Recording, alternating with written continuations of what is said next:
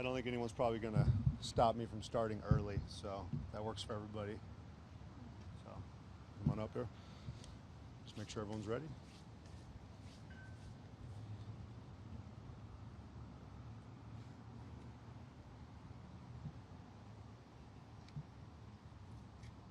We're good? All right, good afternoon, everyone. Chelan County Sheriff Mike Morrison. Again, I want to thank everyone for coming here. We're coming full circle.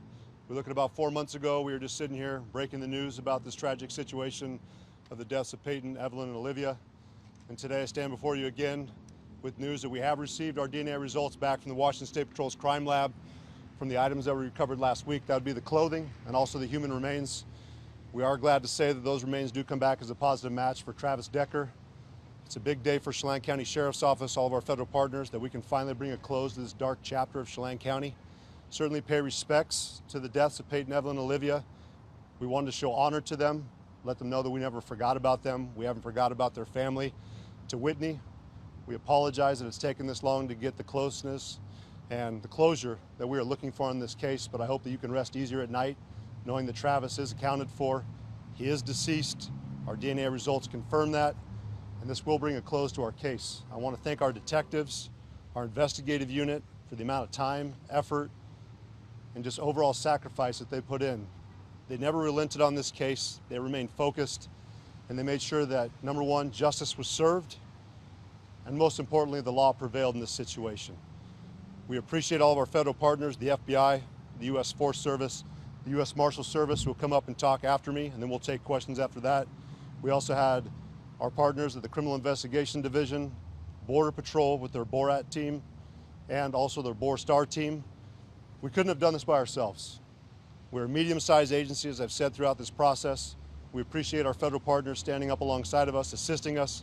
We appreciate the Washington State Patrol. Specifically, I'd like to give thanks to operational psychologist Stacy Gutchett and her work and her forensics analysis of Mr. Decker that assisted us in our fourth search, pointed us in the direction of Grindstone Mountain, an area of interest that we wanted to search, and her insight and guidance led us to an important area to search where we did eventually locate Mr. Decker. Again, we couldn't have done this by ourselves. I want to thank the King County Sheriff's Office, the Snohomish County Sheriff's Office, the Spokane County Sheriff's Office for also coming alongside of us, allocating their air assets to us. We could not have done it by ourselves if we had not had the rappelling capabilities that we had from the helicopters. Again, we would have struggled. They would have taken months longer, and we're thankful for that.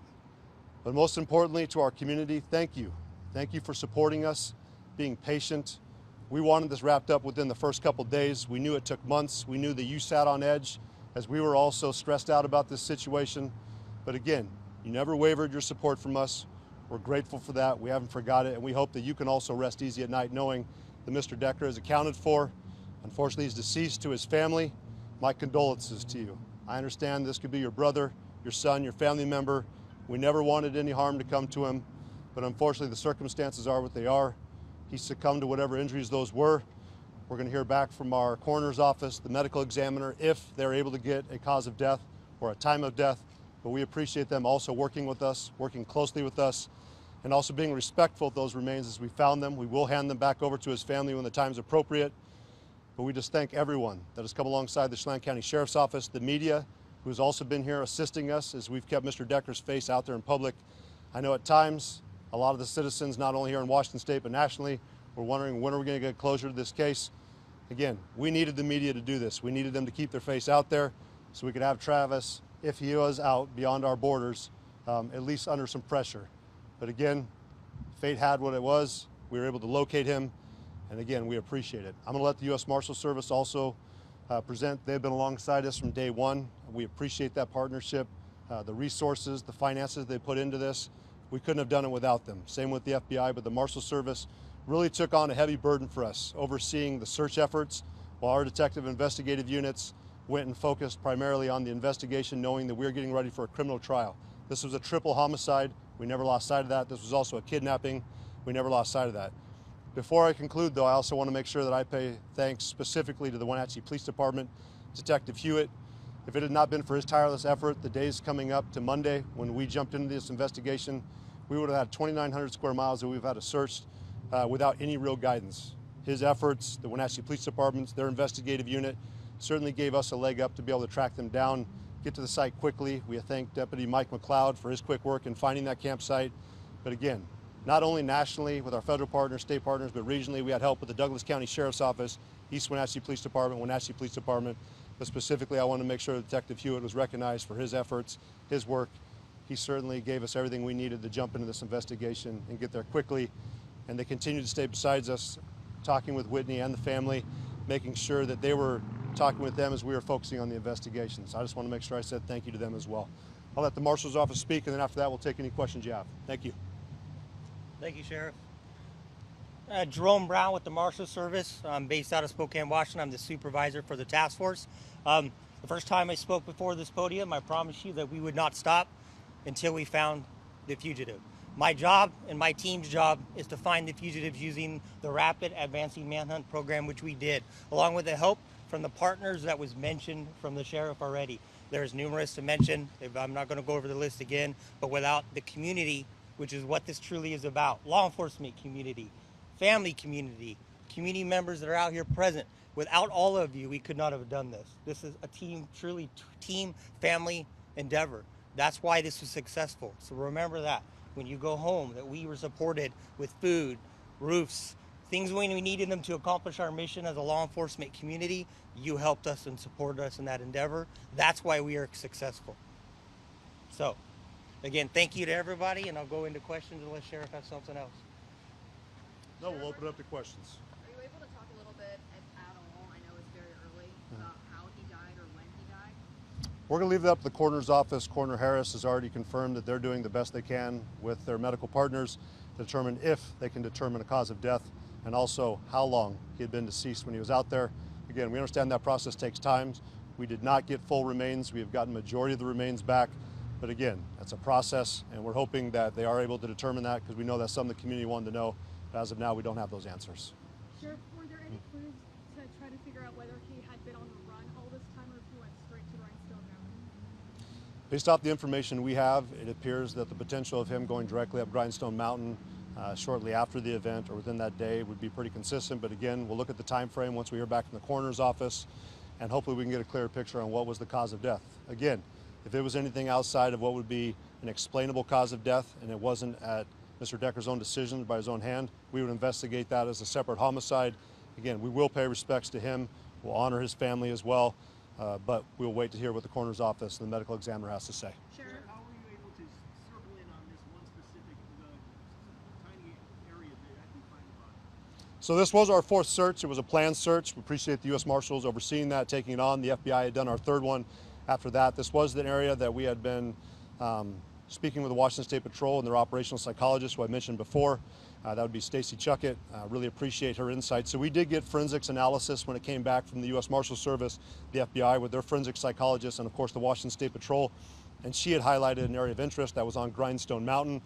She even guesstimated about what elevation we were looking at, and we really appreciate her insight. She brought certainly a different perspective than we had received from the FBI or the Marshals Service. But again, we were taking information as we could throughout this investigation. It was rapidly evolving. I think we utilized our resources best as possible. And the last iteration, Washington State Patrol coming in with this contracted operational psychologist, certainly gave us a different area to look at, but it was always something that we were going to check next as our search area continued to expand out. Sheriff, what was kind of the clues that led to that area being, as you mentioned, an area of interest? It was outside of the three search areas that we had already checked.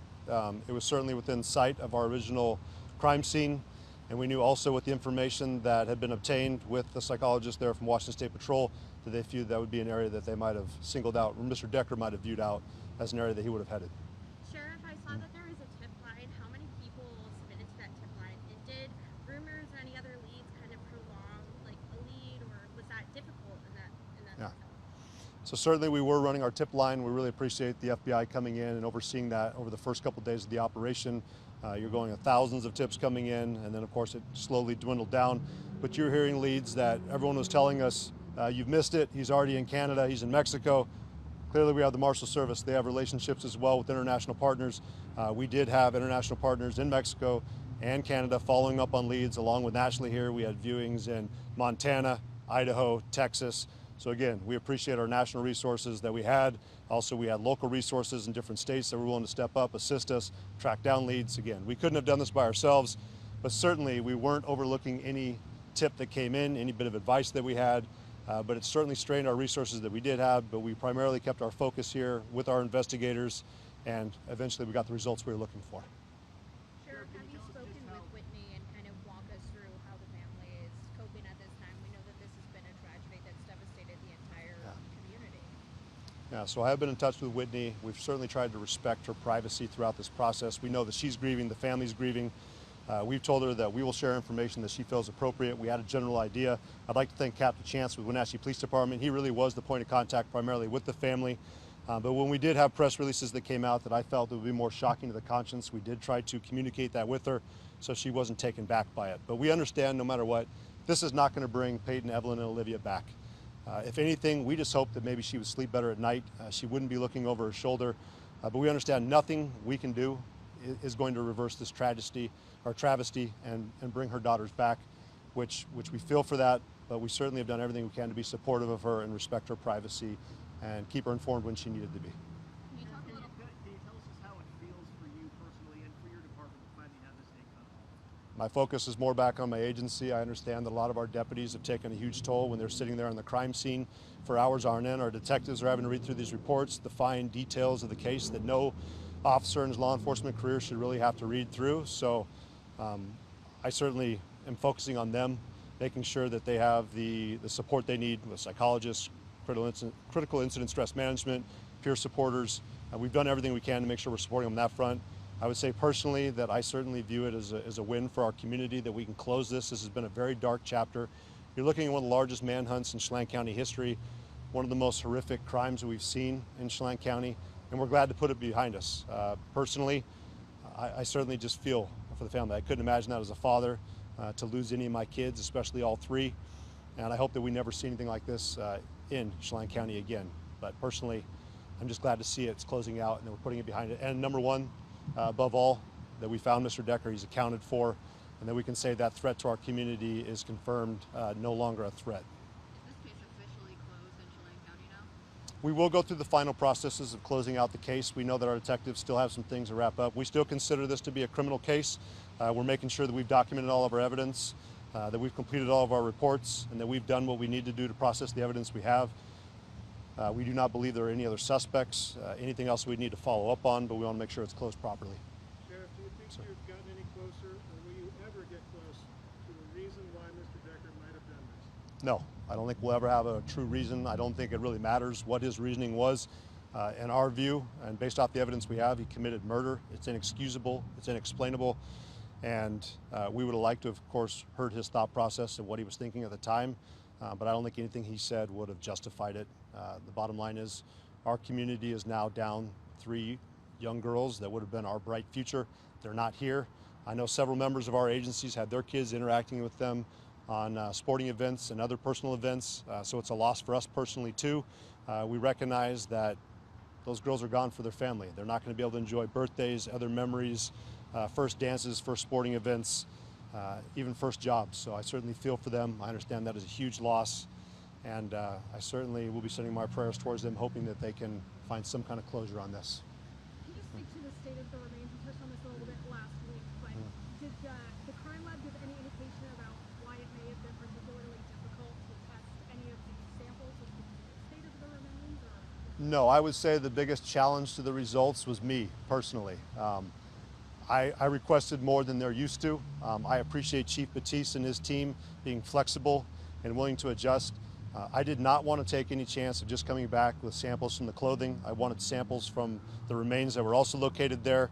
I know this was an unusual request for the State Patrol. I appreciate them humoring me on this, but we also want to make sure we shut down conspiracy theories. Mr. Decker did not bring anyone else up there and leave the remains behind. This is Mr. Decker's remains. The clothing matches, the remains match. That is the end of the conversation. This is why we asked them to take their time, test more samples. And again, I have to follow the lead that our detectives did. They have been thorough, by the book, and have not rushed any process through this. So when we're making this request to the Washington State Patrol, I understand that it took more time, but I certainly have to follow our investigators' leads and say, go the extra mile, don't rush this investigation, and make sure it's closed out properly. I think we did that. Though it was frustrating to our community, I understand that, and to others, the Sheriff's Office did exactly what it was supposed to do. Is there any specific estimate of how many personnel across all the agencies worked together throughout this entire process? I would say hundreds. In the search alone that the FBI coordinated, we were over 100 personnel that were on the ground searching, in addition to the amount of money that each agency has contributed. Had the Chelan County Sheriff's Office and the Chelan County government itself had to absorb the cost of this, it would have bankrupted our county. So thank you to the FBI, thank you to the U.S. Forest Service, thank you to Border Patrol, thank you to the Marshals, thank you to every single municipality and county agency that came out, contributed funds. Again, we couldn't have done this by ourselves, and I've heard you've spent a lot of money. I guarantee if it was your kids, you would ask me to spend the same amount of money. So if I had to do it over again, we'd do it exactly the same way to ensure that justice was served and, again, that the law prevailed. Is this the largest manhunt we've seen in the nation? I'm not sure on the nation. I certainly have our subject matter expert here, but for Chelan County, this certainly takes the largest manhunt that I think we've ever seen, that we've ever heard of. And we did talk to former members of our agency, but I don't think we've ever seen anything like this before. Sheriff, is there a timeline from the coroner's office as to when they have some more definitive results as to what caused the manhunt? They said it could take months. I'm not the subject matter expert in here, but I know that Coroner Harris was open to have any questions on that front to be redirected back over towards him. Certainly someone I would trust his opinion. He's done an excellent job for not only the industry, but our county for several years. We're going to miss him, but I know we've got a good candidate coming up behind him with Deputy Earl Crow that's going to be taking that position potentially. So we've got good people in there. I know they'll get the results when they get them. Anything else from anybody? Thank you for your hard work, Sheriff.